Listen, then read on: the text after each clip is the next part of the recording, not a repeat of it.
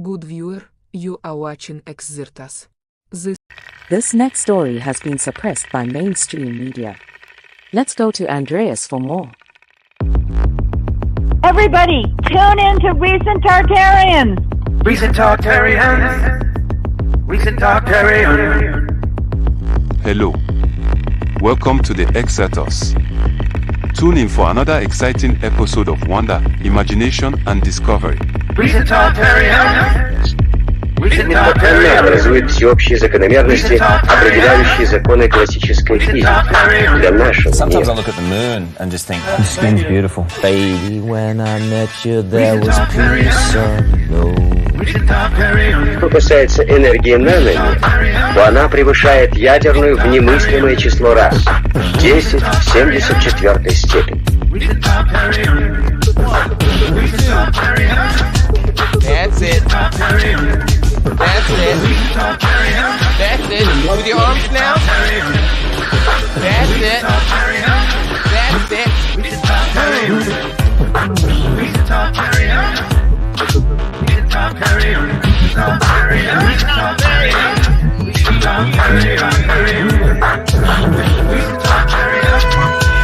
Thank you for watching Xirtus.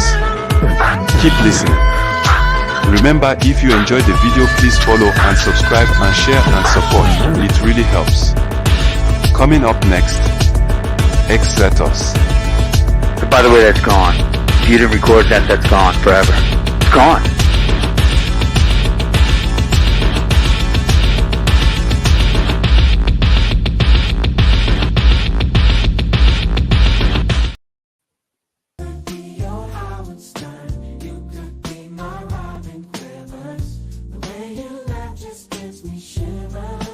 Look at that Google, bro.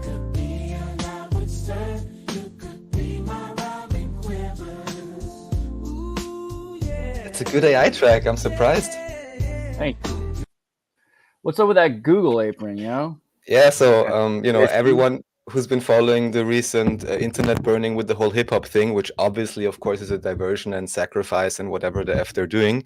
In any case, anyone who likes 90s hip hop may know of Missy Elliott. So, and I'm sometimes listening to it, and then I'm never really watched the videos, but then somehow you stumble across the videos, and I'm like, isn't that so curious? Of course, in her case, it would officially stand for Missy, I guess, ME or whatever. But I'm like, I'm really sorry. This is obviously the old Gmail logo, and this is obviously the Masonic apron. Right. And then if anyone looks into the current, hip hop crisis, it seems quite public by now that they're all involved in whatever kind of strange circles. And unfortunately, most likely, if you work for Google long enough, that eventually they give you a blue and then a purple apron on your Gmail logo. Are you for real? Yeah, I'm not even kidding. My friends have done that. And they're like, yeah, that's kind of sweet. Leveling up. Well, here you have it all. And anyhow, it's just, on the one hand, these videos are just funny. Also, like, the one I really like is what is called Superfly, her song. And there, she's even dancing in like a trash bin or whatever, a trash bag, sorry. Anyhow, just curious symbolism and interesting, why would Gmail copy their logo from a Missy Elliott video, right? Dude, so she's like a witch, like hurling luminaries towards you. I like it. That's pretty cool. Well, Missy Elliott. Also, you wanted to talk about the P. Diddy thing. Guys, everyone knows that the P. Diddy thing is just completely out of control. Did you see that video recently? What's he talking about? So he did a reaction, moist critical reaction of the Diddy lawsuit and just how crazy the lawsuit is. I can't even believe what's going on. Apparently there's like human trafficking involved. Think like the occult circles, just it's weird the stuff that P. Diddy's into. Yeah, that's my best Charlie impression. I don't know. But basically, this Joey Dickerson Neal sued for being sexually assaulted, but the story's so much more elaborate. It was interesting to watch like normies go through like finding out about it because he's got some weird club. He makes everybody call him like daddy, poppy. He's like sexually assaults people. There's like a dude who has a girlfriend that he breaks up. He won't let them be around each other. He then drugs and has sex with the girlfriend. on top of the drug and guy. So the guy wakes up naked underneath P. Diddy and his ex-girlfriend at this point, I guess. I don't know how that works. Plus he has like sex slaves which come forward and they're like, yeah, pretty much like the wildest story. And you know, he filmed everything all the time, you know. So like P. Diddy Cray basically is this. So since we're on the topic, I'll just throw out a few links. Of course, everyone kindly use your own discernment. So I'll comment on that in a second because there was something very recent. Right, this is what we have here. All right, so first let's do the one that I just sent you. You can pull it up for a second. Is it this one? Yes. So first of all, what's really curious, I'm not sure, do you know the guy who's podcasting this, Patrick? He looks kind of not really. It kind of looks familiar. Okay, so what's interesting is that this guy, I'll just give a bit of a frame. Was he on the Young Turks? Like he looks familiar. I think I'm not sure if he would appreciate that comment too much. But anyhow, what's curious about him, so just the meta first, why I'm showing this is just because this seems to be maybe Ice Cube was the original guy that also claimed that, you know, prisons are owned by record labels, and that's why starting from the 90s all the hip-hop went completely south and they only talked about, you know, drugs and gang banging or whatever they call it. And also why recently, of course, they are being paid not only probably for all kinds of brands, but also, of course, for all kinds of liquor, and it's a huge thing. So that's only why. And why that movie Undisputed hits hella hard, right? Like Undisputed, one of like the best movies of all time. You ever seen that one? You know what I'm talking about? No. Oh, that's really? I feel like I want to see this movie again in German. You know what I mean? Like they could totally, because when you dub a movie like this, like a German dubbing of like an American prison movie always hits harder. But basically, it's about this boxer who gets wrongfully arrested, and then like he has to like box other dude, Wesley Snipes, kind of, you know, in the prison boxing match, and then you realize, oh wait, this famous boxer who's been wrongfully arrested and forced to fight in a prison boxing match is making a lot of money for all these prison people. And the whole prison boxing establishment, which is totally legal in the United States, by the way, is exploiting this situation on purpose. And that this is basically based on not just a true story, but tons of true stories, right? Where they're like, well, we need to have some sports star for the prison football team, or we need to have, you know, like I need the most famous person in the prison boxing team, etc. And so like, just like, oh, we found cocaine in your bag, Billy, and then like arrest you and that kind of thing, right? But for that purpose. So are you saying there's like sports betting and extended scams running in all prisons in the US? Or what are you telling me right now?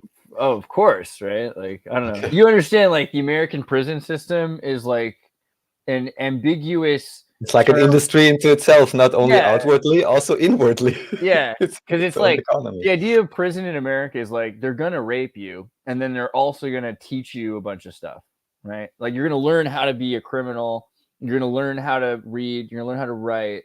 Like that's the way. I mean, just the way American prison is presented. Everyone's like, oh, like that's what they do to you in prison, and then you come out of prison hopefully having exercised and learned and read books, right? That's like the goal of prison in America. But it's pretty rough, right? And it's overcrowded. Yeah. It's not like Europe. Let's go just show the video, show the guy actually. So this is, I think, Ice Cube in this case. And he's talking with Patrick. And I just want to show him first, not him, but scroll a bit forward to the main host. This is this same video, but just the main guy who's presenting, not him. So him, just pause it. Okay, so why is this interesting? So this guy in the last few years in particular, I guess, has kind of risen to YouTube stardom, one could say. He's even, I believe, maybe even been on shows with Alex Jones, but it's like obvious that he's often inviting people that have very high reach and so on, and he's having these, you know, popular individual conversations. Somewhat interesting. Everyone can make up their own mind as to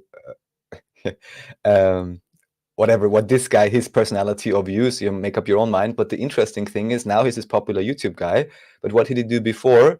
He was running basically a multi-level marketing insurance company, whereas he first was working for a life insurance company that was also multi-level marketing, and then he founded his own called People Helping People, which I believe he just now sold finally.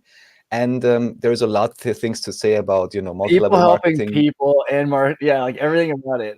There's a lot to say about multi-level marketing, distribution, and what really is a pyramid scheme. And I would also very much say not every multi-level marketing is a pyramid scheme. There's many various methods of distribution, and it's not so easy to distribute anything if you don't have high ads budget or something to run TV ads and so on. So I want to say distributing by recommendation is a viable business model in itself. However, in this particular case, they were selling life insurances.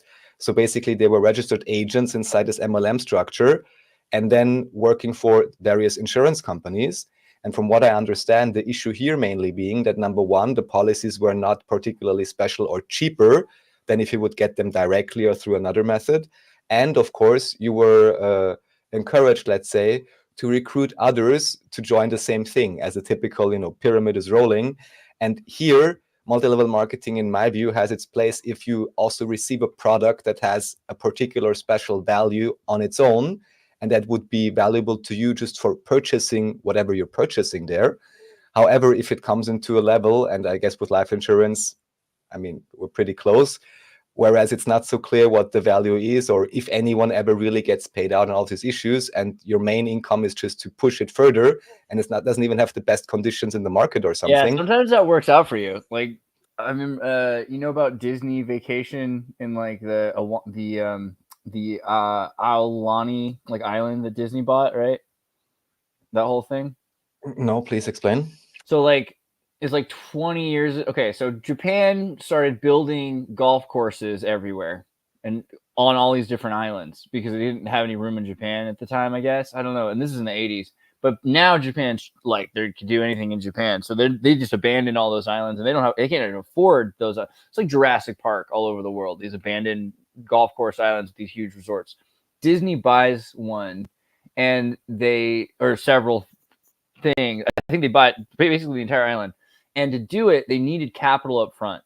So, because it was like a quick liquid thing, and they didn't want to, So what they did was they used the Disney Vacation Club, which was a thing where people could get points, like a timeshare, because bought like a timeshare company in Florida, and that was if you want to come to Disneyland, you can just guarantee every year you can come to Disneyland. You spend $10,000 now, and you can just come to Disneyland, and you could decide whether or not that is a good deal for you. But with the island thing, they needed it so bad, they just made these crazy deals because they were just like, hey, you can have a lifetime, the rest of your life, you can go to this island. Because who's going to go to a freaking island? They figure is the thing. And they made these crazy resort deals where it's you get free food and you get to come there for the rest of your life. And all you have to pay is this really crazy, you do the numbers, it was so crazy low that a bunch of people signed up for it.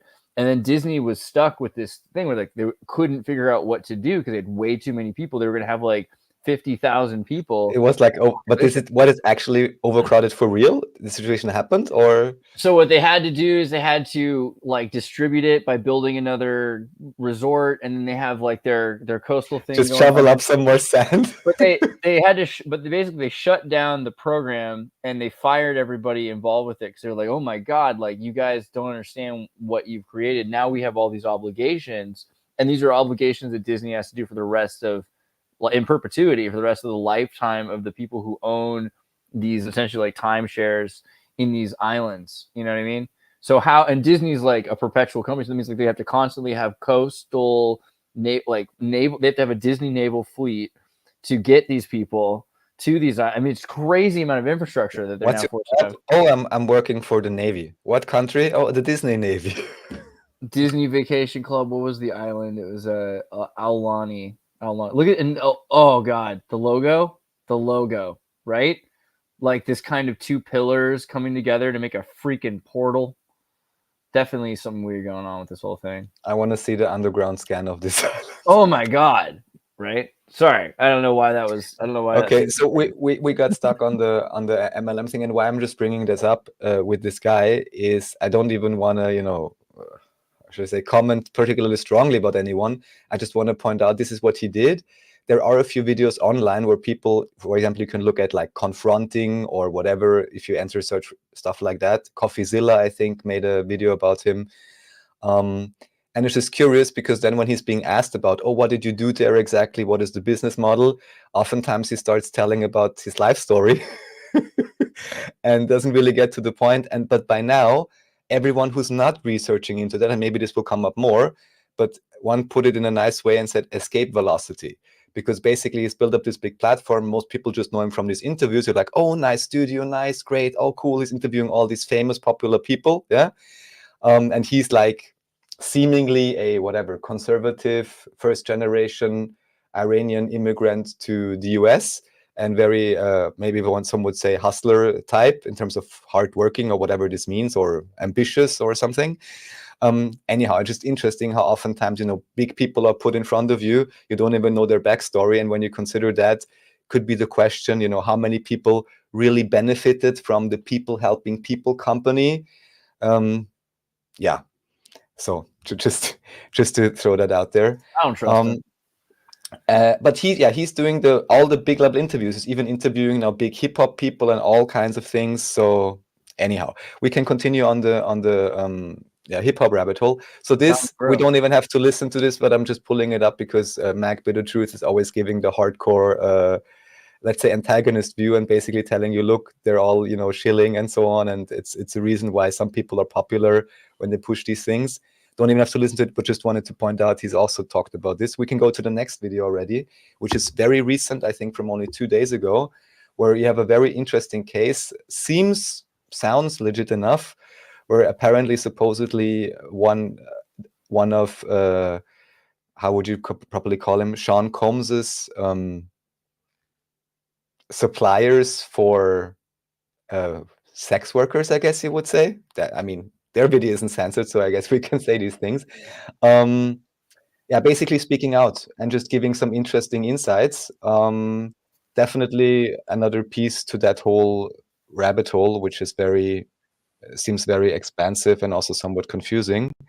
And then teenagers were involved. I also want to show this, and this is stuff that I would never dream of watching if I wasn't interested in understanding why the whole hip-hop industry in the 90s and 20s was so strange, let's say, and why some stars rose and then immediately vanished, and why people like Jay-Z or whatever seem to be able to be continually successful and always make the big sales. So this is apparently the woman of an artist called Black China, who has released some music and also done some reality shows or whatever. Very, how should I say, distinct personality, this woman by the name of Tokyo Tony. Again, not what I would usually listen to, but if anyone is interested in these backgrounds, it's it's an interesting thing. And for me, aside from the fact that I like what she has, the pattern that she has on her, how do you call it, on her arm, it's a nice running dog pattern. It's just interesting to hear from people that seem to be, honest enough. Of course, I can't vouch and I can't know, but to hear like these background stories, just like last time when we had Dr. Shiva on, and I brought this up and he mentioned he's been talking to Kanye West, who's basically been blurting out at him that, I just want to copy everything you do because copying is what I do so well. And this seems to be the recurring story. And here again, we can do the correlation, whether it is music or whether it is research. That too oftentimes people that have a platform, how is it called? They like to adorn themselves with the feathers or the research or the hard work of others and not crediting them properly. And of course, with all these background societies in Hollywood, this is a quite widespread phenomenon. Either you're in the club and you get recognition, fame, and you have to pay for a deal in many different ways, or you simply never appear anywhere anymore. Okay, I have an AI diss track. I'm not sure if we can play that or want to play that. And then there is... Where's the AI track? Let's see, I'm giving you the AI track. We got it right here. This was recently created also, I guess, because of this this scandal, let's say. It has at least, 200,000 views or something. I just posted it in the chat. We can listen to it for a second, I guess.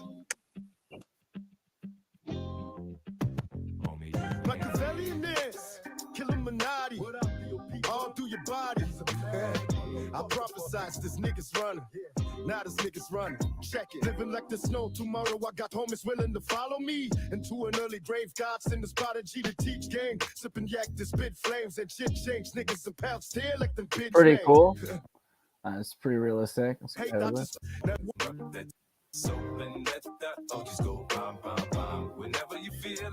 right. Yeah, the future is just like better because it's just music made by dead people. You know, like they do it once, they die, then they can make music forever. It's like Emily Dickinson.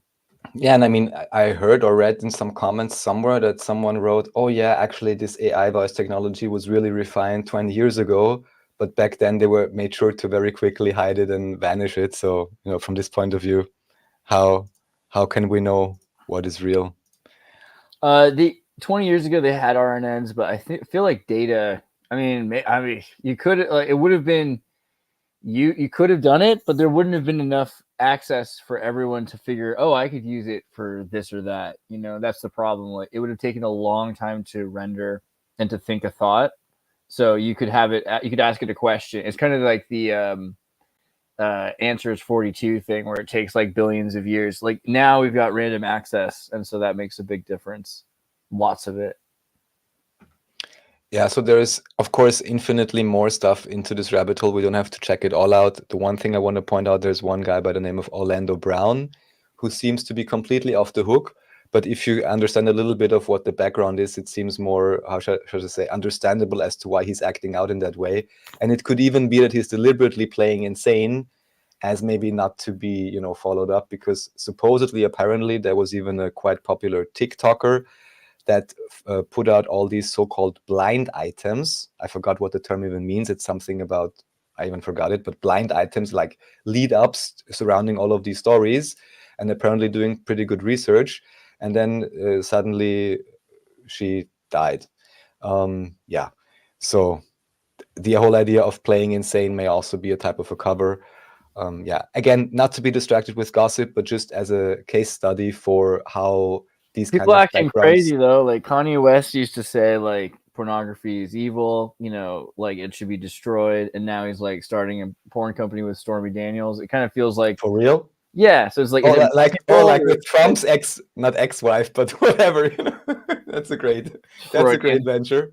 Yeah, I mean, it just feels like, is he a clone or is he a mind control victim or is it a little bit of both? I don't know. But Kanye West in talks to launch Yeezy porn, so I don't know. He was started out by saying it was, you know, he understood that it was systematic destruction of society.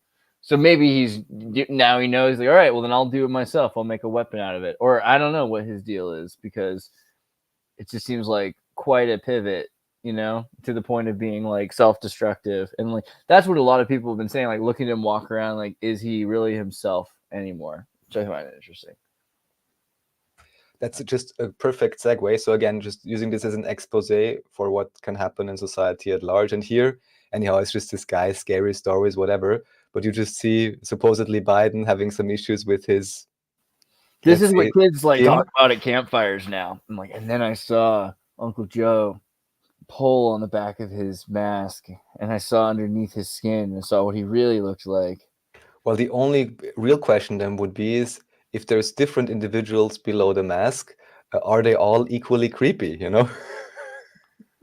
Yeah. Well, that's right. That's another level of acting that you would need to perform there. So anyhow, you know, realistic masks, of course, we're up to speed on that. What I would go to now, I just basically now have a random collection of things. Is there anything that you wanted to bring up in terms of current news or something? I don't know if it's current, but like, just because we talked about Penguin Zero, I feel like we should bring up Asmongold, because like you mentioned earlier, yeah, for sure. I even watched some of his stuff like a year ago or whatever. Some of these, I mean, you know, obviously I mean, and this game. Have you ever seen this game? Oh, dude, this is ridiculous. I never tried to play it, but somehow I fell into the rabbit hole of not watching him, but somebody else like trying this for the first time. Oh, it's great watching him suffer. It's amazing. Watching him suffer is really fun. And then he gets like carpal tunnel. He like walks around the room. He like falls back to the beginning again. It's like, it's horrible. It's like, he's just so upset. It's so. He's just yeah. If someone wants to see emotional roller coaster, then watch Let's Plays of this game with someone who's just starting to play it or something like that. Oh man. And then he's just like, but yeah, like Asmon's like one of those examples of the YouTubers that can pretend to be like kind of normie. Like he's definitely not as dumb as people say. So like earlier we were talking about like dumb YouTubers, and like I feel like Penguin Zero and Asmongold both are clever at like being discreet about things, you know, but they still are every once in a while saying things in the public limelight that because they're in that place, they're very they're picking their battles pretty well, right?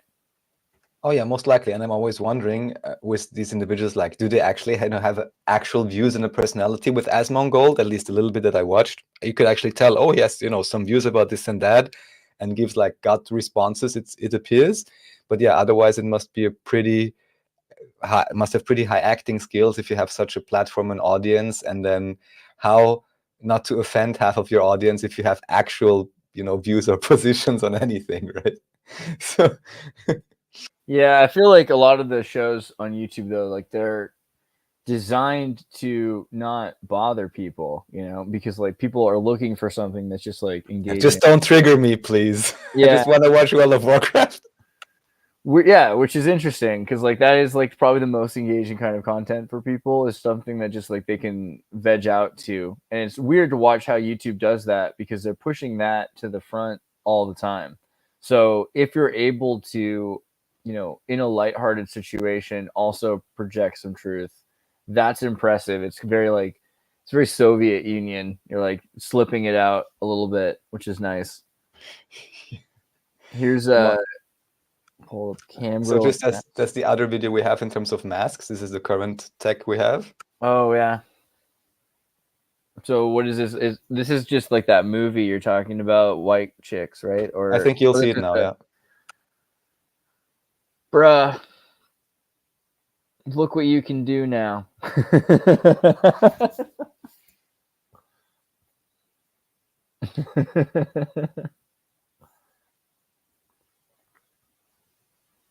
I mean, to be fair, that's about as much work as like a lot of girls put into their day anyway. So like, fair enough. I don't know. That's pretty wild. I mean, this is there was this in the 50s, like with was it Mission Impossible, or I forget there's another movie series that existed before that, but the government went and hired the Hollywood prosthetics team that was doing all the masks for the shows because they're like, wow, this stuff is even better than some of the stuff. For which shows? I'm trying to remember if it was like Mission Impossible or if it was, I think it was Mission Impossible. It might have been something earlier, like from the 30s or 40s. But they were so into the prosthetic masks that they had, they're like, yeah, we should work with you.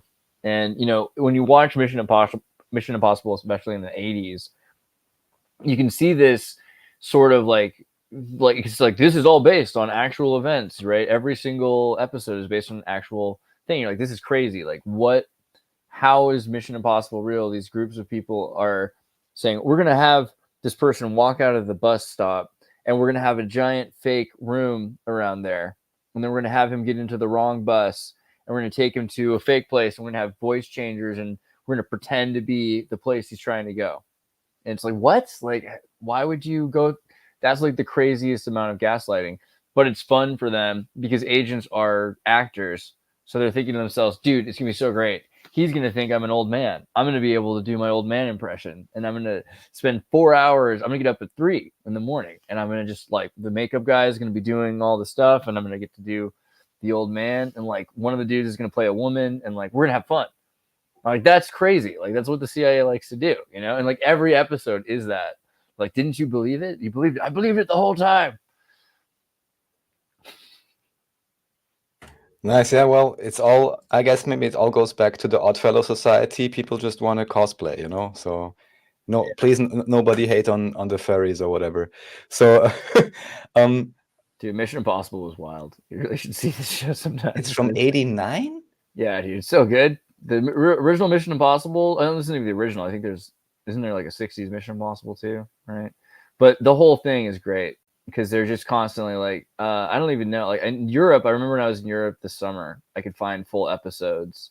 So I'm sure you can find them there. But they're like, okay, there's like this guy. We have his baseball card. We know all about him. What we need to do is pretend, and we're going to trick him, and he's going to think that we're all of his friends because he hasn't seen them in a while. It's like, what's going on? And then they have to like, yeah, that while he's like distracted, they'll like break into the back room. And then he has to like say, give me the code. And then they like basically it's everything. It's hacking, it's social engineering and manipulation. It's like sex, drugs, and rock and roll. It's like, it's America, right? This is it's a crazy show. So yeah, I just have a collection of random things that maybe somehow are related or not. This is just one random AI thing. I wanted to ask you if you know anything about it. But it's actually true that they really used Indian workers to watch you instead of some fancy AI system they claimed they were using. Well, They're now saying they switch it to like some, I don't know, RFID tag system in the shopping cart or something, because of course you could make a viable tech solution. I just think it's hilarious that they kind of want to feign, oh, we're already much further advanced in AI, when then the AI What if it's the other way around? is Indian workers. What if it's the other way around? What if it's that they're saying that it doesn't work so that everyone can go back to sleep and then they can keep hiring people, right? Because most certainly this works. Like, let's put it another way. Does the government have the capacity to use cameras everywhere and facial tracking software? Well, 20 years ago, I was able to use that software to get your social security number with Google, right? So if I could do that as a consumer, then I imagine that a corporation like Amazon, which is probably in some ways more powerful than Google because of its ties to certain government agencies. Now, Google's doing its best to become better ingratiated with the government again with the Israel-Palestine conflict, right? Firing. They're having a fallout? They're having a real fallout? Like Google. Measurable?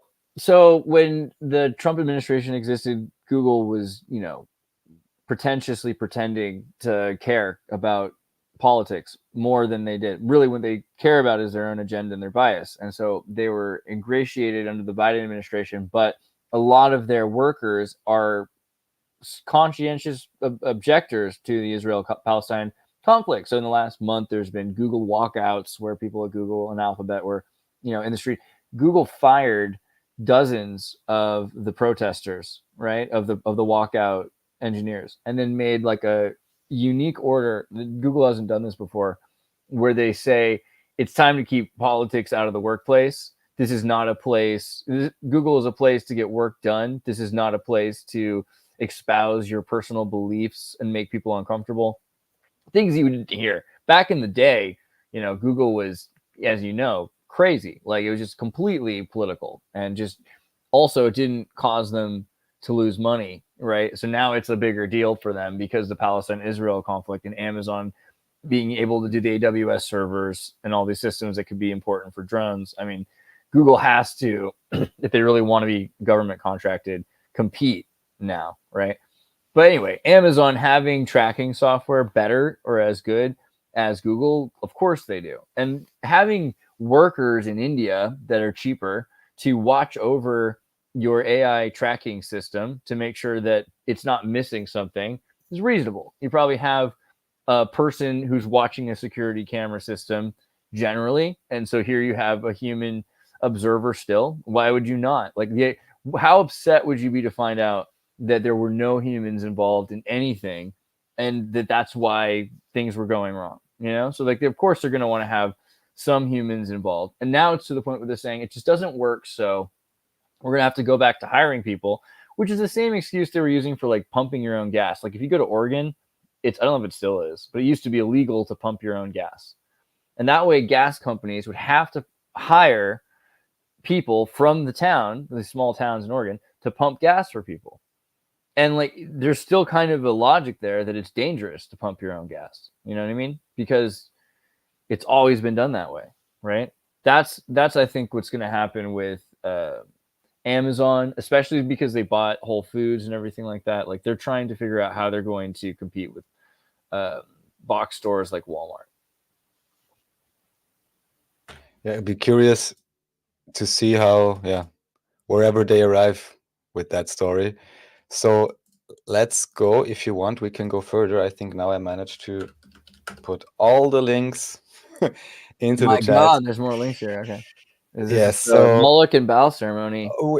I think yes, we can start Did there. I skip something? I don't know if Yeah, there's other videos, but I actually have to say I haven't watched everything here fully. Sometimes just I'm seeing something interesting, and okay, of course we can start with this. It just is fun, I think, to see.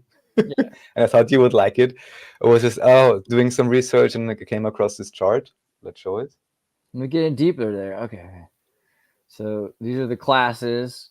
Yes. You want to add it to the screen? Oh, is it not? Sorry, I was just staring at it. That's horrible. All right. Oh yeah. No. See, you're already so enamored, but I thought you would like this. Yeah. So as we know, Tom Cruise is somewhere up there or whatever.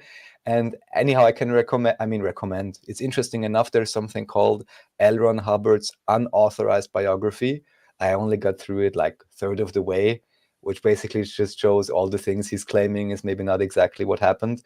And also there's a few quite interesting, how should I say, ex-member accounts where they give you the insights in terms of how they structure their, working camps and how you register for Sea Org and all of that.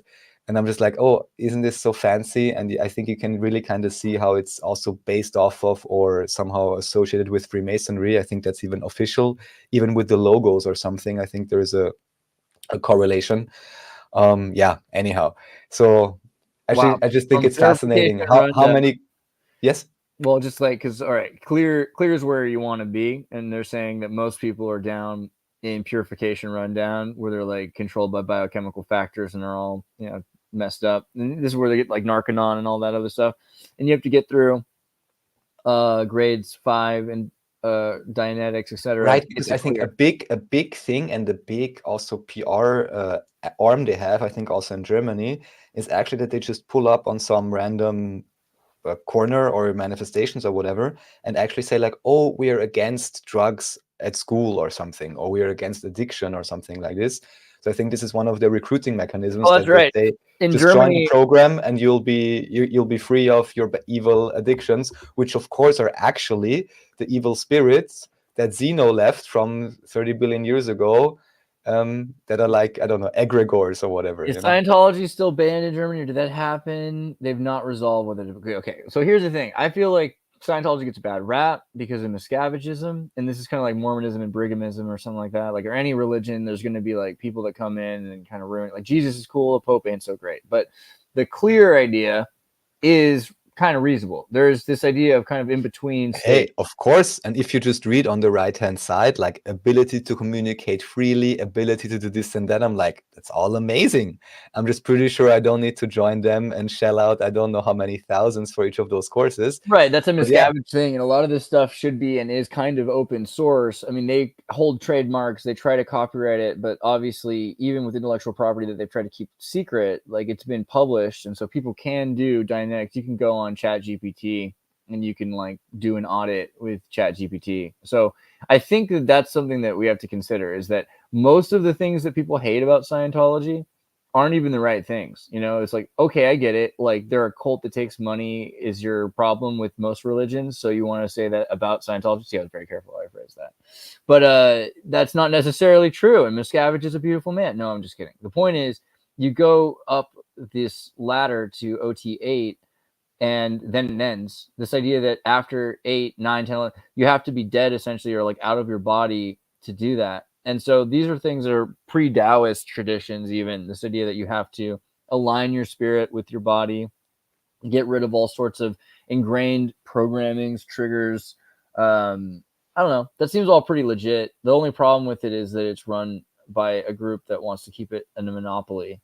But then again, what's Scientology's reason for that, right? Scientology says if you find out about this stuff and you're not ready to handle it, then you'll slip down from clear. Like if you were to like try and all of a sudden you see what's going on, like you might not be able to sleep at night anymore, start freaking out. Like you might need like drugs to calm down. Like it might cause a regression.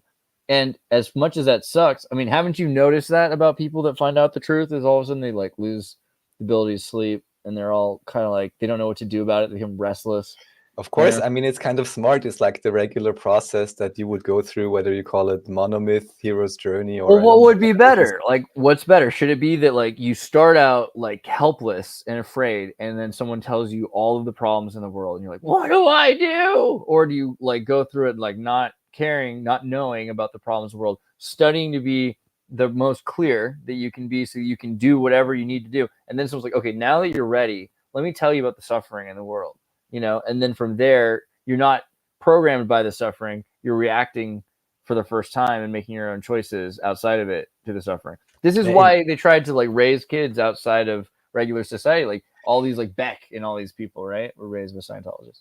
In theory, it's all wonderful. And look how Danny Masterson turned out. Yeah, exactly. I don't have first-hand experience. I can only tell from this book. The one thing I remember from Not this great. Danny Masterson did not. ex-member, okay, from this ex-member, and she said she kind of went to Los Angeles, maybe even wanted to become an actress or whatever, somehow joined then, and it was, lots of work and so on. But the main thing that I found interesting is that supposedly, at least back then, this maybe have been an account of the 70s or something, or 80s, that the very first exercise they do, called TR0, at least back then, what do you think they were doing? Or maybe you even know about it. TR0 is basically they had to stare into each other's eyes for, I don't know, hours on end without blinking, which of course then causes all kinds of hallucinations and God knows what. I mean, this is something anyone, if it's someone you trust and like, I would even recommend trying that at some point, at least for a few minutes.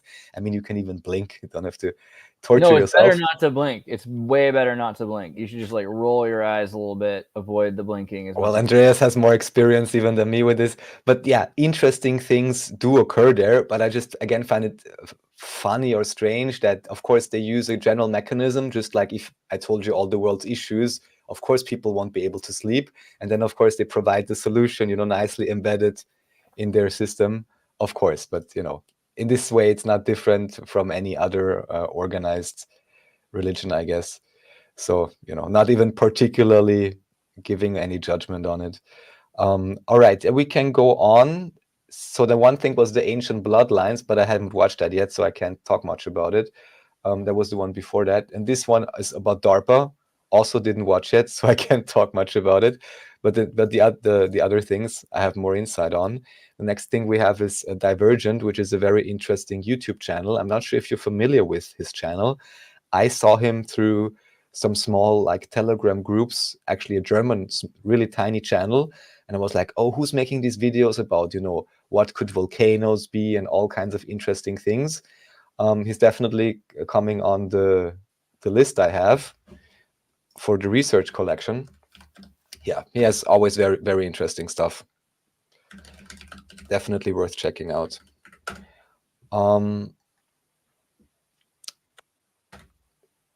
Yes. Chemtrails. Nice. Yeah, I've not seen this channel yet. Interesting. It's getting the views. That's good. Yeah, there's some really cool stuff there.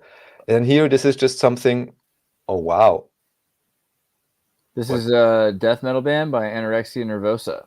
Not what you're looking for, but hold on. Yeah, and that's pretty interesting. You just switched to English.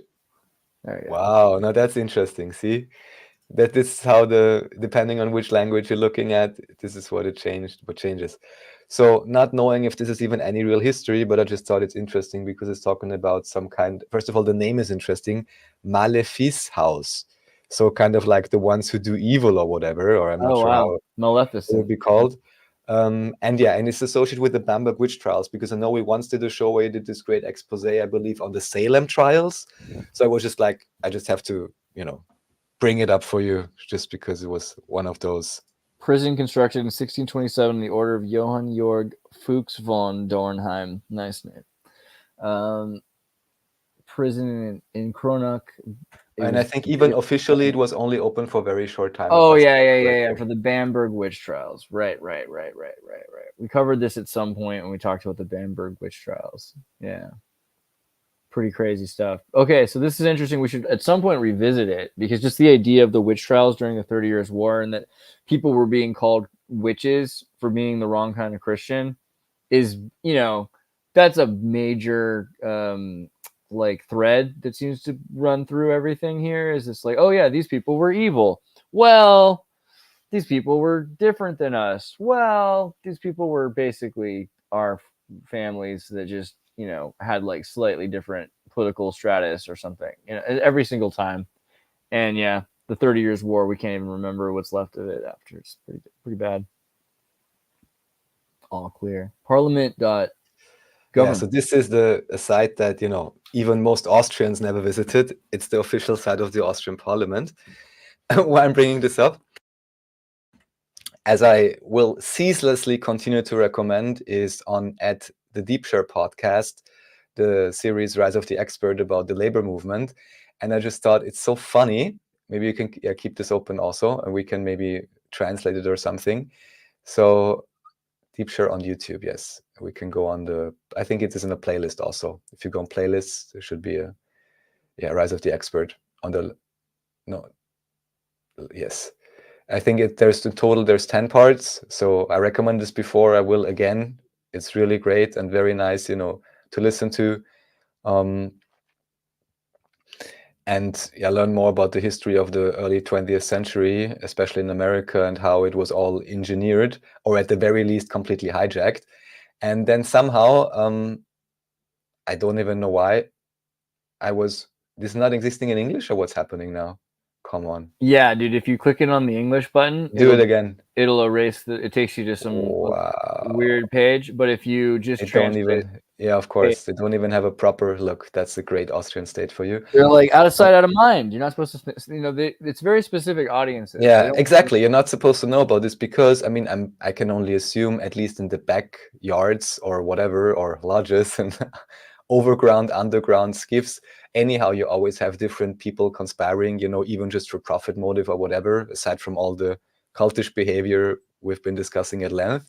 However, in Austria, it is a little bit different, because in Austria, of course, also you would have a legislative, executive branch, and same structure as in any so-called modern Western democracy. However, what you also have in Austria, and it's a very official thing, and I would almost say most people are made to be proud of it, it's called the Sozialpartnerschaft, the social partnership, or the social partners, whereas they decided, interestingly enough, after the Second World War, that, well, the situation is so unstable and we're not exactly sure what's going on and how we're going to make sure everyone agrees, and there's not, we can integrate everyone. Let's get the counts involved. Yeah. Basically, let's make a council that includes the industrialists, the representatives for the workers, and I think there is a third group officially involved. I even forgot which one, but they are like a completely official background group or whatever that have their own negotiations. I think they're not even publicly registered or anything. Maybe they have something somewhere, but it's kind of like obviously not really a perfectly legal structure or something, or a proper institution, but still it's often cited as, oh, that's the great thing which keeps the stability in the background. And it just made me think of Rise of the Expert series, where you have these, basically expert councils that already are having huge influence in deciding things. And in the wonderful state of Austria, it's even perfectly official that this is a thing. Yeah. So. Yeah, I agree on all counts. I would say though, with the elite and the experts, right? So like, let's imagine for a second that you're talking about the best possible system. Okay. So like the best possible system, you got like a system where people have influence over their government at all, which is hard to imagine because a government, it's not really this thing that helps people, right? It's a totalitarian social contract between a corporation or a state. Corporation, does services for the people in exchange for, fees and other, labor. A state demands in exchange of a social contract, right? So if you're building a state like that, then you're going to have economy, right? So like, what is the capital that drives the corporation or drives the state? If the king has gold, or if the king has control of all the assets or something like that, then they have this complete control. If the corporation has it, the same way around. So all of a sudden, if you have a state that has the legitimacy of authority over violence, and they're using an economy that's backed by a corporation like the Federal Reserve, which is an oligarchy alliance, then all of a sudden you have maybe not forever, but at the time of creation, a checks and balances system, at least between the corporations and the states. And that's a start. And, you can't imagine we the people. You can't imagine we the people without an ally in that fight, right? Like you have to have, it's either both of them against the people or one of them uses the people against the other, right? Either the state uses the people against the corporation uses the people against the state. So it's hard to imagine a better circumstance, as horrible as it is. That's like my frustration. I like your optimistic view. So I like this comment by Sir Real Neil Mill, connected to the purity laws of Germany when they threw women into prisons who were brewers of ale with psychedelics. See, when I hear the purity laws of Germany, I think about Reinhoftsgebauten, like the German beer purity laws. But I guess yes, exactly. Okay, cool. I thought he was talking about women all of a sudden. Oh, you're talking about the brewers. Okay. And maybe women were the brewers. Yeah, I brought this up before. Always the Reinheitsgebot, and they always make ads about it in Germany. Oh, it's so rein. I'm like, well, you took out the mushrooms or whatever. Like you took out the thing that would have make me drink it, maybe. But right. Wow, AI is getting out of control. Just kidding. This is Jekyll Island on a drone. Isn't it beautiful? Honestly, people should hang out in Georgia more. Georgia's so cool looking. It's pretty sweet. Look at that. Who knew, right? Yeah, here's Jekyll Island Club with their cool table. Don't you feel bad that your table doesn't look like this? It should look like that. I think they could up the fancy. I think the Rothschild party pictures are better than that. But so anyhow, this is just, I also didn't be a picnic place, didn't see this yet, but this is also a cool channel. I think Florida Uncovered or no, Old World, Dr. Longo, Florida. Or Old World Florida, yeah. Oh, this is Dr. Longo. All right, okay, I didn't even realize. Yeah, he's supposed to be on. I think we're gonna try to do something this week. Actually, I forget. I'll look into that. I'll hunt him up. So that's on my to watch list. Then someone had brought up the next thing. Even it was also related to some kind of gory topic, but I'm sure if you put it up, you'll immediately know what it's about. This Free Martin thing, or something about genetic engineering, I think. It's in the chat also, or it's just Free Martin on Wikipedia. Sorry, I had to quickly hit up Dr. Longo. I was like, when are we doing that thing? Free Martin. Oh, that's cool. The Martin heifer. Is this like non-functional ovaries, infertile female cattle. Right. This had to do with the whole, do you know what biological gender I am by looking at me and you don't? And that's because we had brought this up, many different times. I'm not even going to get into detail, but just the idea as exemplified by this animal example. It's a trans heifer because it goes from female and it starts to acquire some male components in the utero. Fantabulous. Wow. That's interesting. That's cool. Good for him. Them. Good for them. So just to show in terms of how far this whole thing can go and how soon you can actually change something that then, in terms of inception, you would be one gender, but then even potentially before birth, you're phenotypically already appearing as another gender and stuff like that. So that's kind of the rabbit hole where this goes. And weren't they supposed to do something 2 days ago? I read somewhere the whole rollhead heifer thing was supposed to go down, but I don't know, the world's still standing. Where's the Dajjal or the Antichrist or whatever they put into the Hadith and the... Look at this, Al Jazeera. Do Texans have red heifers just waiting for Israel? We do. Well, they better be having them on standby. No. Why do you think that there's all beef franks? What do you think? Why do you think Texas is for? What do you think they're shredding through all the? They've been trying for 100 years to breed it, and why at least with the genetics. Like hamburger? Do you even understand? A rare look at the red heifer inside Israel. Academy for the Temple Knowledge held a conference this week to discuss a special purification ritual during which participants got to see the highly protected cattle. See, they got a bunch just in case. The Red Heifer Halacha Research and Thought Conference, during which a special tour was held for 100 participants at the Red Heifer Farm in ancient Shiloh. The red heifers are the key to a special purification ritual required before service in the Temple of Jerusalem. Doesn't it just read like we're in some sort of post, this is the apocalypse, comic book movie? It's like a Batman comic right now. The red heifers arrive in Shiloh on Sukkot, and since they have many interesting things Since many interesting things have happened, the reactions have been amazing, recounted Mariah, the Academy's training coordinator. According to her, we have special rules for raising the red heifers. We don't take them to graze. They are often very spoiled. They're dirty because it's dangerous to clean them. We're afraid of pulling out a hair, which would disqualify the cow from the ritual. And if they get wet, they may get pneumonia. We're waiting for the summer so that we can wash them out without hurting them. These dirty cows that aren't allowed to be bathed because if they lose a hair, oh, this is just so messed up. They're just torturing these cows because it's kosher. Okay.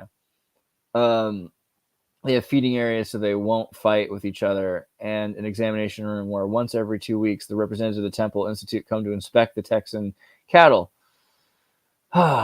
They have feeding areas where they won't fight with each other. Does that mean that they're like separated? The cattle are of special breeds, which is the correct color. This is still a challenge since they can't have a tag on their ears and they can't carry a yoke. Cameras are filming them constantly to make sure that no one comes and touches them, since that disqualifies them. Even if I was hot and I took off my blanket and put it on the cow, it is disqualified. Why would you see? This is the kind of thing people are trying to figure out ways to touching the cow. It's really cool because I mean, anyone who's what ever if I just put my blanket on it? It's like we can play The Floor is Lava or something like this. That's the level. That's how this seems to be. And isn't Shiloh this? Let's just say where the sewers are. The holy sewage of Jerusalem, God. whereas you made the video. We're going to finish this paragraph. Mariah shares a special story about the cattle. On Sunday, when Red Heifer came here from its farm in the north for a day, at the same time, a Haredi woman who lost her child a few months ago arrived in Israel. Her whole world was destroyed, and she had been questioning her faith. She heard the rumor that a Red Heifer arrived in Israel and told herself, God, show me a sign. If I see a sign that things will be okay. She went to visit Shiloh and she saw before her eyes the red heifer, a sign from heaven. Oh my God. Can you just make that sadder? Could you just add a level? So don't worry, lady. Don't worry. We're going to slaughter this heifer too. It's not just your kid that dies. We kill all kinds of things. God just loves murder. You'll be fine. What is this? Okay. Did you see my David Butler talk? Did you see the talk I did on? No. So I did a talk with this guy. I'm gonna have him back on because he's interesting. David Butler. Yeah, I'll get him on. Yeah. David Butler. He's like a sci-fi writer. David Butler. Come on, internet, don't do this. Ootler. That's not right. See this? Wow. Really, world? Okay, I think it was this one. Okay, yeah, it's the Azazel Deuteronomist episode, and so David Butler, and so we talked a lot about the First Temple period and this idea of the atonement and slaughter, and it's been kind of interesting on my mind, this idea that there's this old temple period where they. This idea of sacrifice is really interesting. The idea of the atonement, the idea of sacrificing, the idea of sacrificing a calf. This is 2024.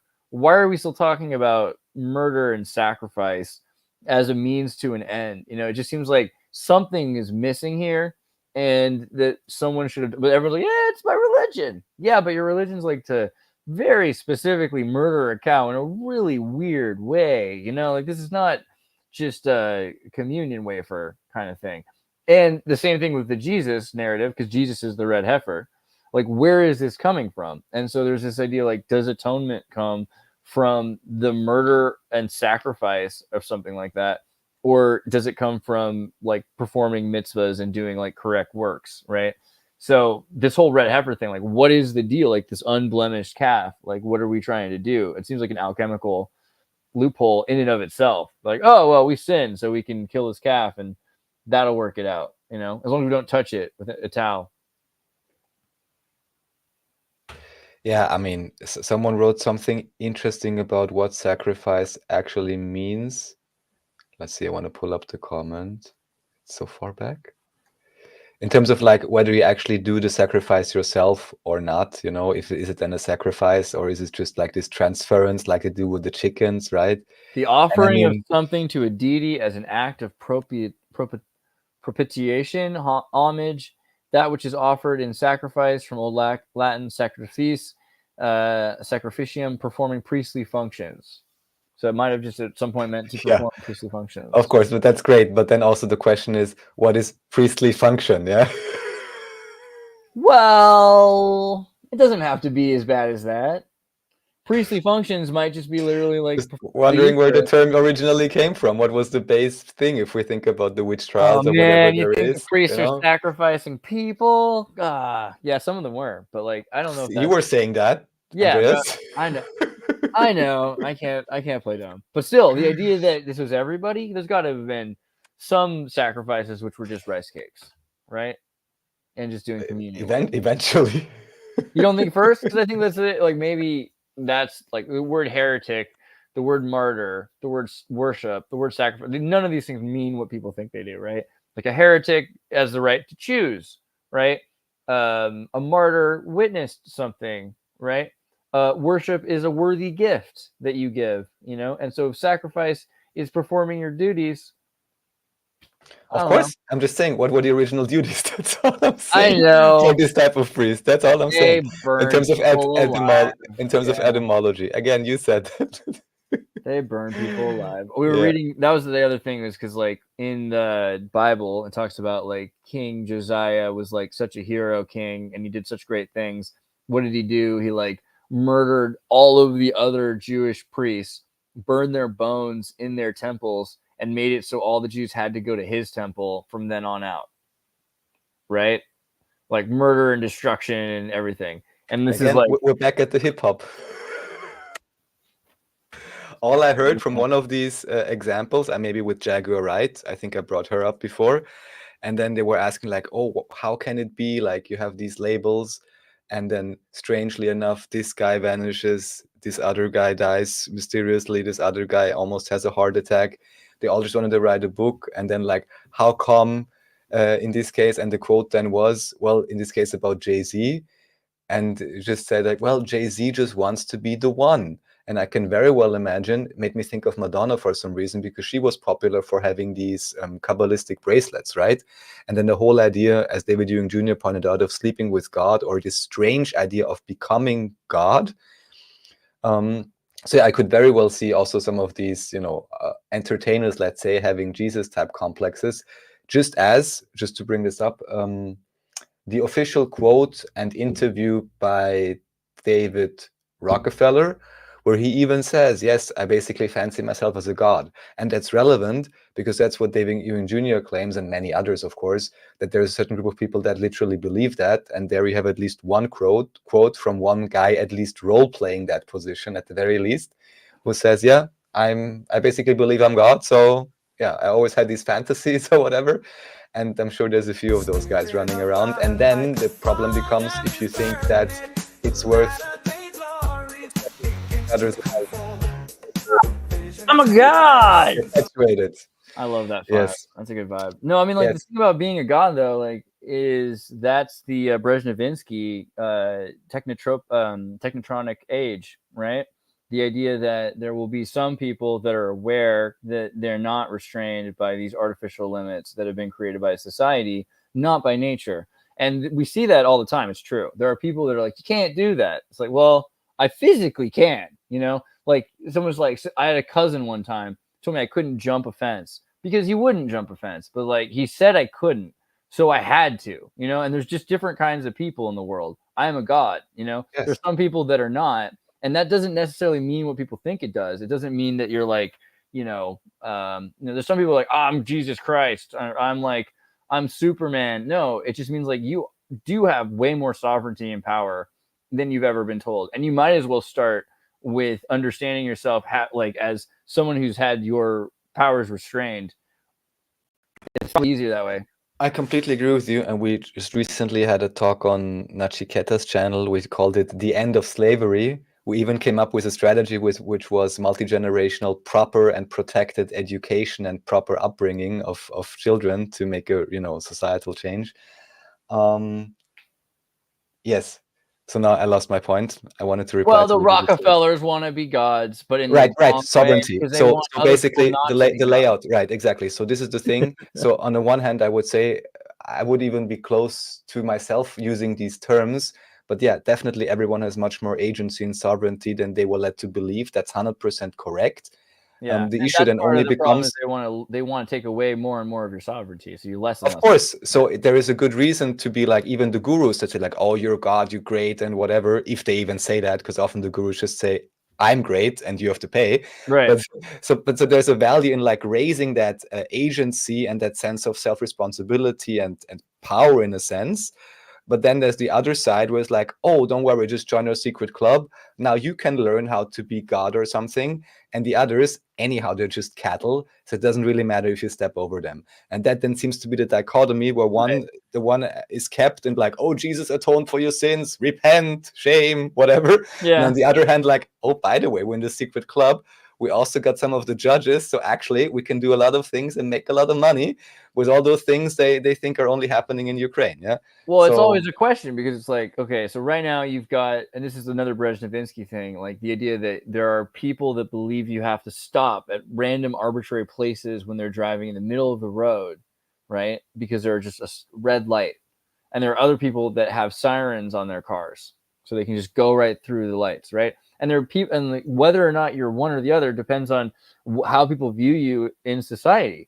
So the question also becomes, how beneficial is it to have a group of people that are aware that they don't really need to be rushing through the stoplight because they're not in an emergency, right? Like these emergencies might literally potentially exist so that someone has to rush through this thing. So maybe we do need to have a dynamic, but who chooses and this is kind of like an Amazon shipping situation where like, do I really need it today? Like, or can I wait like 4 or 5 days, you know? And people are more and more like, yeah, okay, you got me. I don't really need it today. You know, I think that that's part of the thing. Are Prime memberships going down?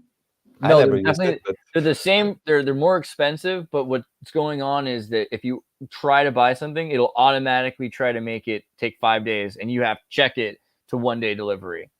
Because they're trying to like say like, you really don't need, like, we're trying to do really, because every time I'm using it, because I never used Prime, I think, or maybe only once for like a month for some reason, you know, these trial periods, which I heard are sometimes difficult to cancel. Or maybe I didn't even do it, but for me, it's always only suggesting, don't you want it faster?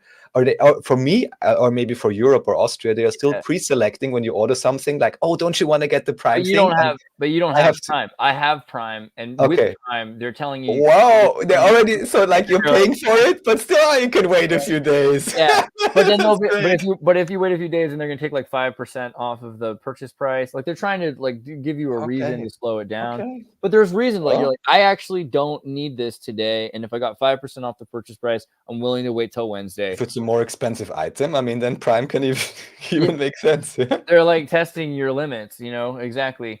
But I think that's the thing is some people will realize like I would be in a bad situation if there were no stoplights. I don't know. It's just what the future is. What people flying around in drones every direction without stoplights into each other, or how are we going to not?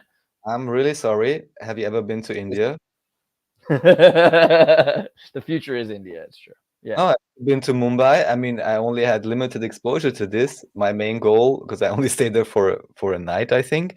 My main goal was just to cross the street because we were sitting at some cafe, and it was like, or not even, I don't know. I needed to go to find a toilet or something. Anyhow, I need to cross the street, and I'm like, wow, the street is full of cars. I don't even know if there is. I don't even know if there is a stoplight. Well, there were no animals at that time at night in Mumbai, but it's full of cars. And I'm not sure if there was a stoplight, because if there would have been, I'm sure I would just have waited. But then I just realized, well, I'm not getting anywhere, and there's a constant stream. And then what do? It's pretty cool. Also something to do with sovereignty and with distributed organization, because there are people actually looking at the road, everyone. They're not just staring at the red or green lights. Yeah? And so what you have to do is you just take a confident, I was watching, of course, what other people are doing. You just take a confident step, you keep walking, and if necessary, you just do like this, you know, like in Superman or something. And guess what? The cars actually magically stop around you, and you can pass. So yeah, it's an amazing experience for an overregulated European. Yeah, so that's true. Yeah. But I mean, I you know, then what happens if someone needs to rush faster through that because there's an accident or something like that? So I don't know. It's hard to say because people in those situations, there are a lot of accidents in India still. There's a potential for accidents because of that. And then if someone can't get to the accident scene because people are rushing through it and they're not stopping and everything like that, there are potential issues. There's probably a sweet spot somewhere. But what I just want to point out is the distributed intelligence or natural intelligence. If the system and the society or the environment is not completely engineered for you not to use it at all, we actually have great capacity, and with just a little bit of attention and awareness, a lot of things that otherwise would have to be solved by overly complex algorithms or whatever can just be solved by having eyes and be like, okay, is the road clear? Yes, I can pass. No, I will wait, no matter what a stoplight says. Yeah. So yeah, there's probably a sweet spot somewhere in between. I mean, I honestly don't think I would want to live in India for a long time, even just because it seems like there's dust everywhere. Someone told me, why did it even happen? Because of burning trash or something else? Like, because I always was, when I was there, was like, what is happening? Like, yeah, it's like Europe in the 17th century or something. Yeah. Pretty much, it's insane. And that makes me think also when they talk about, and David Ewing Jr. talked about this, about weather changes and so on. Like, all right, I mean, heavy pollutant industry seems to have an effect on the atmosphere and probably on sunlight intake and all of that. So, because I was already wondering, I was like, am I like on substances or something, or is it just too hot, or what's going on here? Like day and night, everything is so hazy. And then, yeah, when I left, I realized like the air actually is cleaner.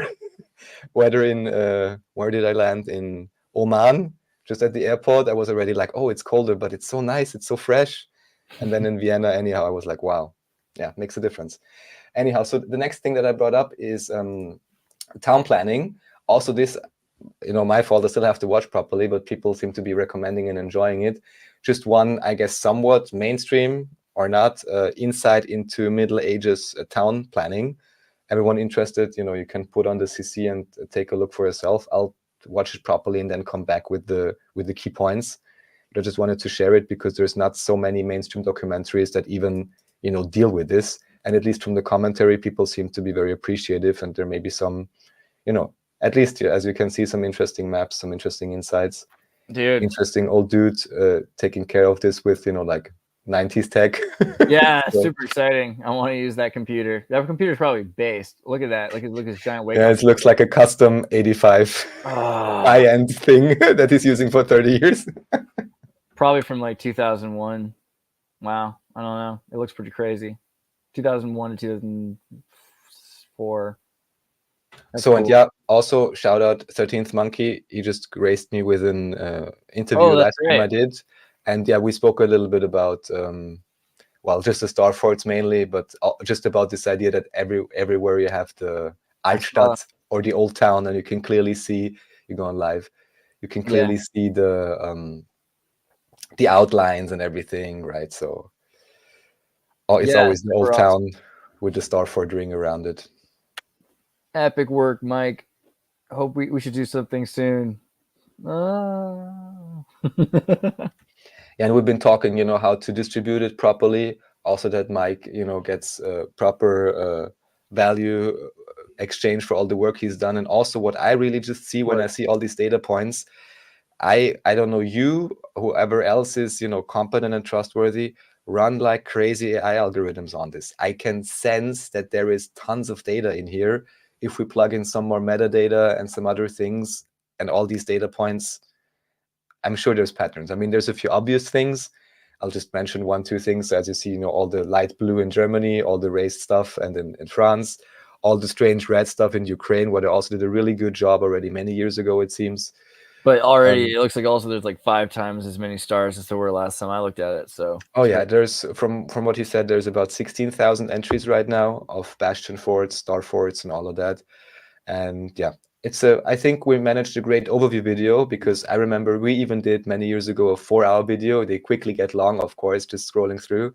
But I think we managed to do a pretty good, or he managed to do a pretty good 1-hour overview presentation, just to get a first look at the things.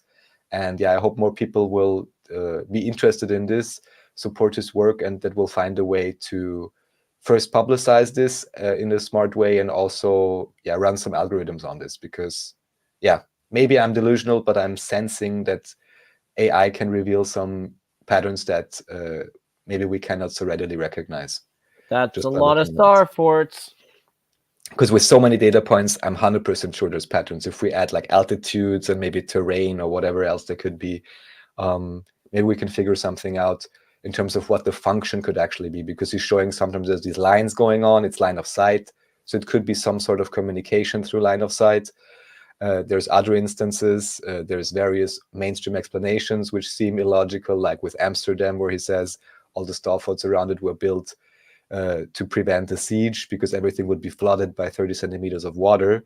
However, this was supposedly built only in the First World War or something like this, or just before that, and then officially was never used and then all razed. So Sebastian is Zabbatai Zavai's English-sized name. All right. That's good to know. Everybody check out 13th Monkey. He's a beautiful man doing amazing things. And then also Lucius Aurelian is something you were going to pull up. Yes, just another interesting channel I found, which I'll be adding to my list with cool videos. I still have to properly binge watch it, but yeah. Also seems to make high quality, very interesting videos. I'm not sure over which video I stumbled initially, but just to add to the collection. Nice. All right, Lucius Aurelian. Check that out. And then what's this? What's this cloud? Yeah, so just because there's always this conversation about it, so I just wanted to show there's an official definition for a human-made cloud. I mean, by now with the floods in Dubai and the whole cloud seeding they did or whatever officially, maybe they will now have the mainstream backlash against, you know, overzealous geoengineering anyways, but yeah. So I just wanted to point out that this definition does exist. You're muted. Sorry, I was just reading it. Very interesting. Different types of man-made clouds. Cirrus homogenitus. It literally shows. I mean, this would be what they call it. Contrail is the mainstream name, right? What's this cloud? That's hilarious. And then here's the Hamas. Right. Yeah. So I just I only pulled this up because this is you know, Arte is like the again cultural channel for Germany, and it's interestingly a German-French collaboration. I'm pretty sure they started this as a part of the, you know, peacification efforts after the Second World War and the cultural exchange and all of that. So perfectly official, and here you just show a bit of the other side, and they also give a few statements, and we're not even deep into the real background dealings and all the, well, there's a stage area here, but just very clear statements from Secret Service chiefs and so on, basically saying, yes, because of these and these reasonings, we ourselves supported radical elements. And that is 100% verbal, I mean, paraphrasing now, but that is the meaning of what he's saying, and that's completely official. So, so just that no one can say these things happen randomly or only because one side doesn't want whatever, but because the controllers on both sides, of course, are exploiting the individuals and are probably even furthering their enemy just to their own position in respect to the population they're responsible for, you know, is held more in fear or whatever, you know, the basic nationalism stuff, right? Which no one is, yeah, which is supposedly a bad thing, as I learned in history, right? Anyhow, love all the nation states. So I just wanted to point that out. And then, yeah, the next thing is pretty, again, super dark, but interesting and ties a few things together. America's massive child slavery problem. That's also on a very big channel, is a third link from below. And just to show, because we've been briefly brought up the Wellness Company and Sound of Freedom and so on, I haven't done background checks on this guy or something, but to me at least, he seems like an honest, decent older dude, and maybe he's actually really been doing the things that they are claiming in some of these videos, at least from what he's explaining. Was he part of the wellness group? Or No. This is a different group from what I understand, not associated with it, but at least according to his own statements, actually doing these things. And if you just scroll down a tiny bit and you can see the view count on the video, that kind of makes me think that this guy is legit. If you scroll down just a tiny bit, you have 4 days past and you have 7,000 views on a 220K channel. And of course, other videos are performing much better. So this may be something to check out. And the background stories he's telling are quite Of course, shocking and horrible, but also quite interesting. So this may be, you know, actual real field reports, and the guy, at least the way he's talking and what he's claiming, he doesn't seem to be interested in getting a big platform, but he has his reasons to do it, and even says like, yeah, he's not sticking his head out again, and it's not always the most safe thing to do, and so on. But yeah, I watched this interview. I think it was a good interview, and maybe it can give some insight into the real, you know, underbelly, and also connections between what we would call whatever Asia or anywhere third world remote places, you know, war zones and disaster zones, and also how this connects back to the first world, of course, as well.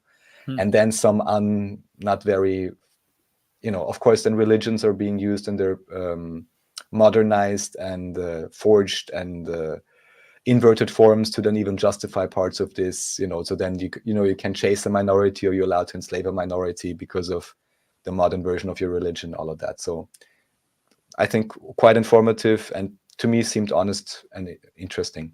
And this one is interesting. I found this through a feed for some common friend, and was reposting it. I didn't watch it yet, but I was like, okay, anyone who ever wanted to see someone from InfoWars debating on the flat Earth topic, here you go.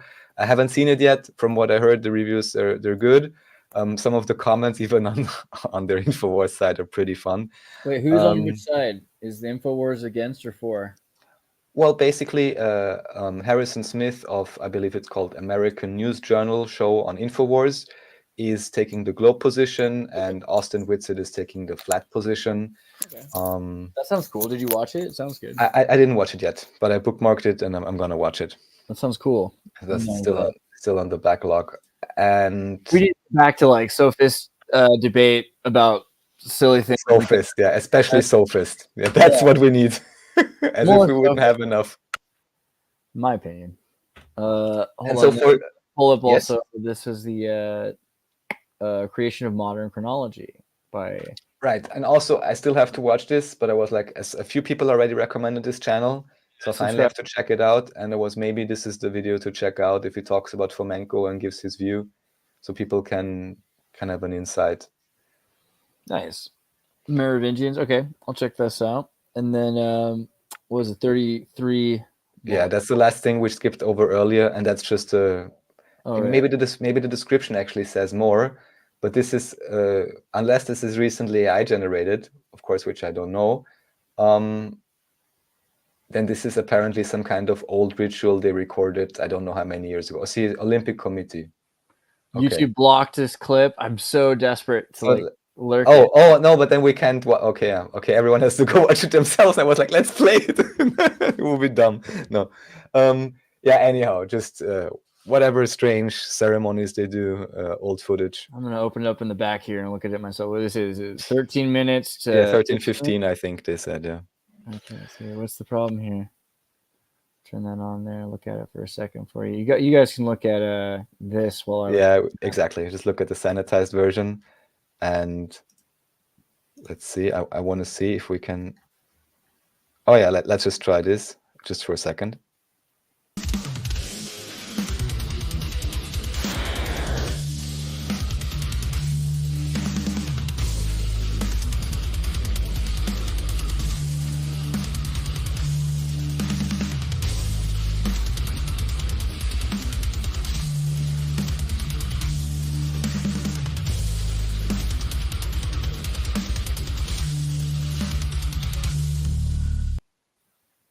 Yeah, I think the rock fits pretty well. Yeah, okay, so the clip that they cut out was from that movie, what's it called again? Tree of Life by Terrence Malick with Brad Pitt. And it's the scene where there's like a girl with her like flashlight and like her tent sheet in her room, pretending to be in like a camping trip while she's in her room. So yeah, I don't know. Have you ever seen that movie, Tree of Life? No, I think I heard of it. It's a movie. Sounds relevant, even just going by the title. I was like one of those, like, well, it's kind of like George Lucas on that. I was like, oh, 2012, man, the world's gonna like end. It's gonna be not quite end, but it'll be crazy, right? Oh, 2011, I guess. Oh, wait. Just because, go back. Just... I will. Hold on. Yeah. Yes, here the very wait. Oh no, okay, no. It's okay. Go on. Oh, you knew the guy? You're like, I've been there. No. Yeah, almost, because there's again names overlap sometimes. This movie's like PCP and DMT and being sober for 30 days all at the same time. It's a weird movie. And Terrence Malick, I feel like isn't he involved with like, I forget if he was involved with the movie Powder or something like that. Did he do Powder? What did he do? The New World. That's right. He did The New World. He's done some pretty weird movies, but didn't he do? Let me look back here in early filmography. Did he do Powder? Jack Nicholson, Dirty Harry. I don't know. He did some uncredited drafts of Dirty Harry and some Jack Nicholson movies. This movie, though, is like literally just the Kabbalah. It's so horrible stuff, kind of in a mundane way, with Sean Penn crying on the beach at the end, and the universe being made. Like just all this footage of like this, like there's like crazy cosmogony of like the Earth forming and like magma happening, and yeah, it's weird. It's a cool movie. I highly recommend it. I think, yeah, like look, just like the universe forming, babies, life, death. So it's so LA Kabbalah, but it's I'm not selling it right. I'm telling you, Sean Penn's in it. I'm not selling it, but it's good. You should look at this scene. Look at that. Right? You can get the idea. This is just sacred geometry. The whole movie, like how the heck did they get away with saying that? Oh, they didn't say it. They showed it. Kubrick. That's that kind of movie. It's good. Nice. Thank you for the recommendation. Yeah, I think in terms of, let's see, in terms of links, I think I'm pretty much through. The only thing I have left is music. Which music? Is it all like copywritten stuff? Let's see. One is called Turkish March from 1914. Oh, we can listen to that. I think if I go to my what is it, library sound studio, if I go to studio, I think I can find Turkish March through Creator Music. Let me see the Turkish March. I like the Turkish March. I made a video to it one time. This will work.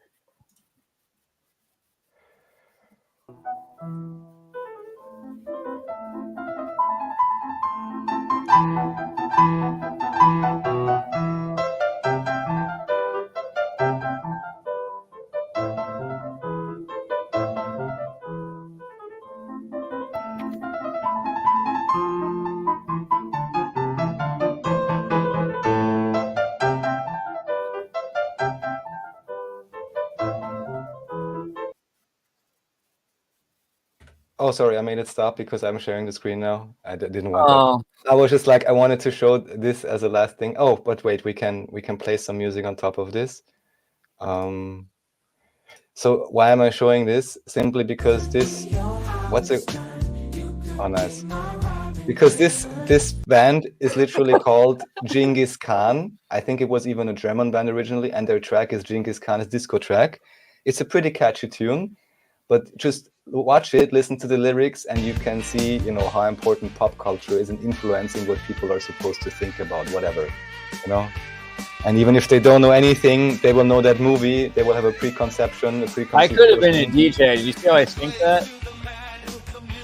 You can still be a DJ. You are a DJ. Oh, it's amazing. Look at this. And it syncs perfectly. Yeah.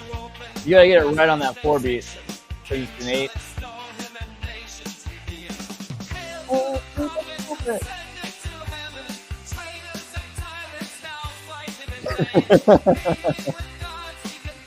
Hey, it looks like a Mormon like play. He's like Captain Corona in his like classic outfit. This is like traditional Mormon garb. You don't know, but oh yeah. I really don't know. Now I know. Dude, Ishmaelites in the green.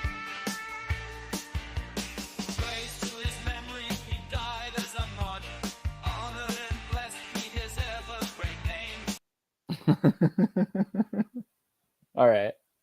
Well, and then you have, let me pull up this archive link too. Hold on. Oh no, that's just a Turkish March from the archive, where it's a 1914 version, so it's allowed to watch. But I'm wondering if this is, I think this should sound different, or is it really the same?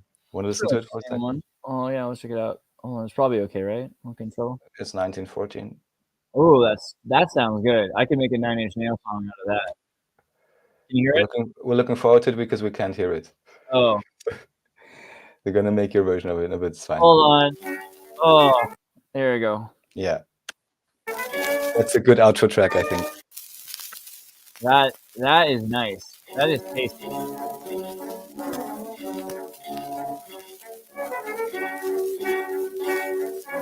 I could clean this up.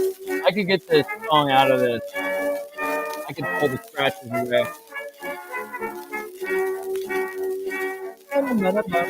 The Turkish March has like several parts. Oh god, I can still hear it. Oh, brutal. That's a lot in my ears, but yeah, but you can find like I think it's like 20 minutes Turkish March. That's pretty good. And there's a whole other part that's really like the blusterous storm part, like the fall. I don't know. I like the Turkish March. It's pretty good. Yeah, and of course it's a Turkish march, right? So that's of course the whole point. Well, anyhow, the Hungarian march. Have you heard that one? Yes. Well, of course, Hungarian march is always the best. Yeah. There's a few. I wouldn't even know top of my head. I have to look up myself. Let me see how it goes. I forgot how it goes, but it's good. It's good. It's good. There we go.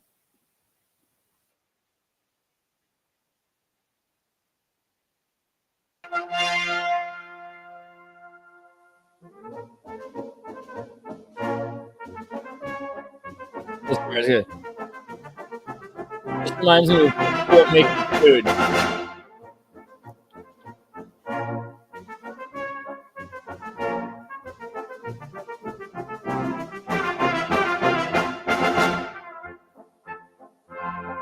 It's pretty fun, you know. This feels like it's like a little bit more that.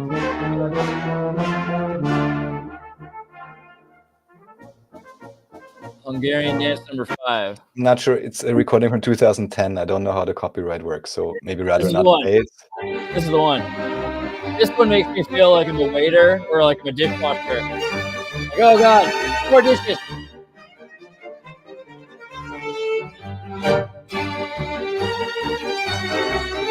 Really big Slavic eyes. Like, ah, what do I do? Brooms and mops for dancing.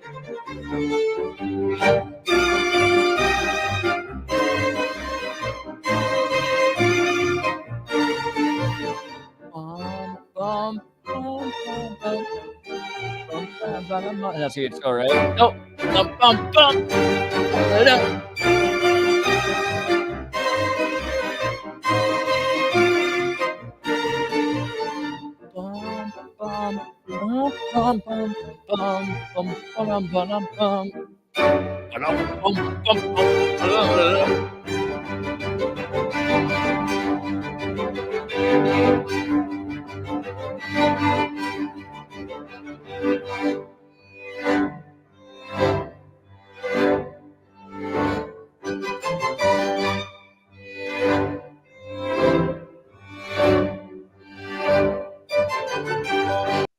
All right, I'll take it. That was pretty good. I love that one. All right.